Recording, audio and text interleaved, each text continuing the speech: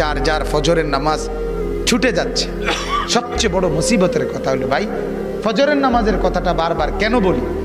এই কারণে বলি, বিশ্বাস করো দোস্ত, এখন প্রতি একদিন সামনে মানে মাহাদি আসবে, দাজ্জাল আসবে, আগামীর যে কোনো সময়টা খুব দ্রুত গতিতে।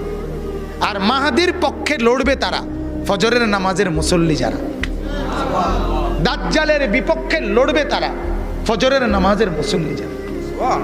দাজ্জালকে হত্যা করবে হযরতে ঈসা আলাইহিস সালাম, আয়েশা মাহাদিকে সাথে নিয়া, মাহাদির বাহিনীকে নিয়া, আর ঈসা নবী আসবে ফজরের নামাজের ওয়াক্তে।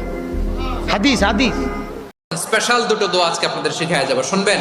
পেরেশানিতে পড়লে, টেনশনে পড়লে এই দোয়াটা, প্রিয় ভাইরা, বিষ্ণু ইসলাম যখন খুব বিপদে পড়তেন, দুশ্চিন্তা ওনাকে ঘিরে ধরতো, উনি পড়তেন ইয়া হাইয়ু ইয়া কাইয়ুম বিরহমাতিকা আস্তাগীথ। আল্লাহ সবচেয়ে ভালোবাসেন কাকে? নবী করিম সাল্লাল্লাহু আলাইহি ওয়াসাল্লাম বলেছেন, আহাব্বুন নাস ইলাল্লাহি আনফাহুম লিন-নাস।